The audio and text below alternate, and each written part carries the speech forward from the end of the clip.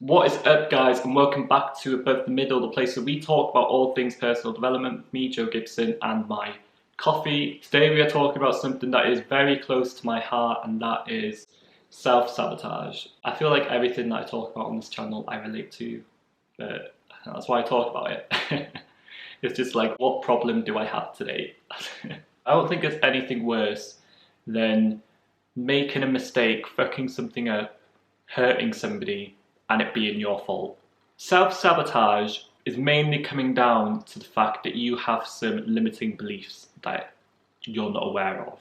And I think the first thing that I would say to you is that if you are self-sabotaging in your life, really look at it and ask yourself, what are my beliefs about this? Because there will be a difference between what you are trying to get and what you believe you can get. So you may be saying that you want something, but deep down you will believe otherwise. You might say you want a relationship, but deep down there might be that belief that says you're unlovable, that you don't deserve a relationship. And what happens in this scenario is these two things, what you think you want and what you truly want, going off the back of your beliefs, they're going to butt heads. There's actually a term called cognitive dissonance to describe the conflict that occurs in our brains when we go against certain beliefs.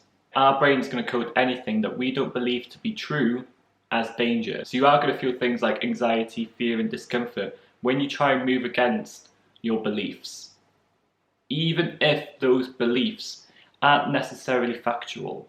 This is why when people say that they want success and they start moving in a different direction, they start to feel that pull back, like they're being pulled back to what they've always known. And that doesn't mean the thing that they've always known is good for them. That just means the thing that they've always known, they know. So if they start moving away from that, there's uncertainty there. And I can vouch firsthand for this. I have been in situations where I've said that I've wanted a relationship, but as I've moved closer to them, I felt a lot of anxiety.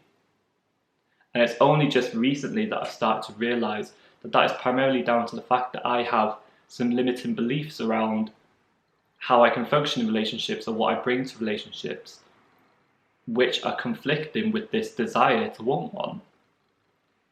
And because of our brain's tendency to want what we've always known, we're just going to be pulled back into what we've always known, even if that thing isn't necessarily the best thing for us. Our brain would rather do something that we've known than risk uncertainty and risk doing something different. Even though that different thing could be the best thing in your life, could be the best thing that ever happened to you, your brain would rather stick with what it's always known. So that is deep stuff there. So in essence, that is what self-sabotage is. It's going against the grain of sand of a belief that you have in your head. These beliefs don't necessarily have to be factual. They can be conditioned over time, over bad experiences. Just because you're believing something about yourself does not mean that that is a fact. You can change your beliefs. You can move in a different direction. And that is what we're going to get onto. So how do we start to stop this self-sabotaging behaviours? Well, we need to bring awareness to these limiting beliefs. So if you wanted to do something that you haven't done before, you wanted to pursue a new career, pursue a new project, or pursue a relationship, bring awareness to what beliefs are below the surface.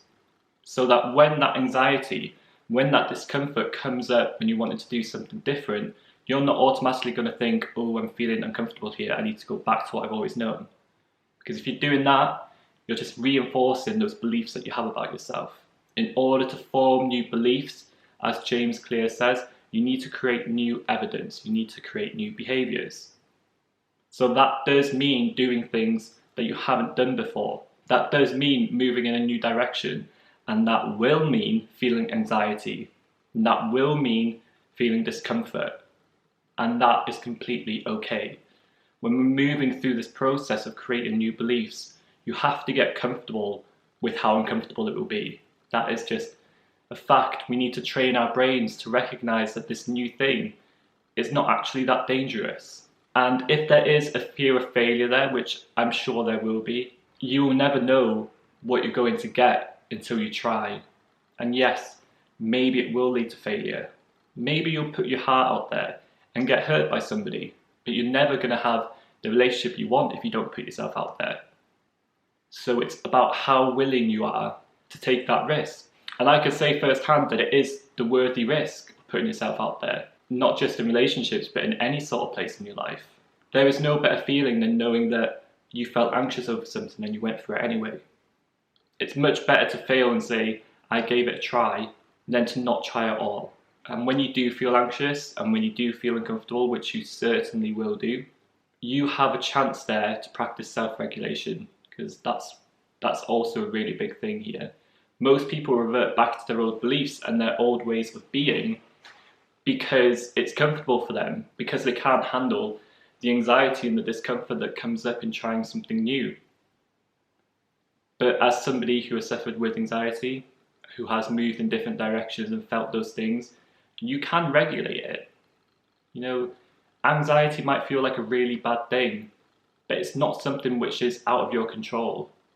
It just takes practice, it takes consistency, it takes courage to move in that direction. But the results are 100% worth it. The ability to calm your nervous system when you're anxious is a valuable trait, and breathwork is a really great way to do that. I highly suggest you look into self-regulation because it's something that you'll need to develop in order to move in this different direction. So to sum up that briefly, how do we stop self-sabotage?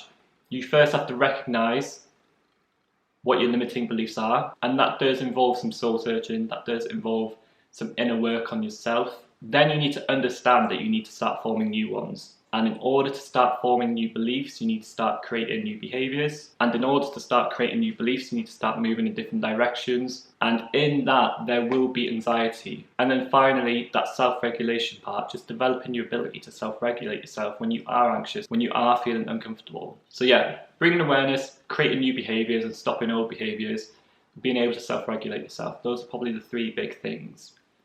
And just keeping yourself on track as well. Understanding that it is a process, that it is a journey, that it is quite difficult to move against what you've always known. But the only way to create those new beliefs is moving in a new direction. So, thank you so much for watching. You can check back next Wednesday for another video. Check out my blog where I talk about this stuff in a little bit more detail. Subscribe to the channel and leave a comment down below. I love interacting with you guys.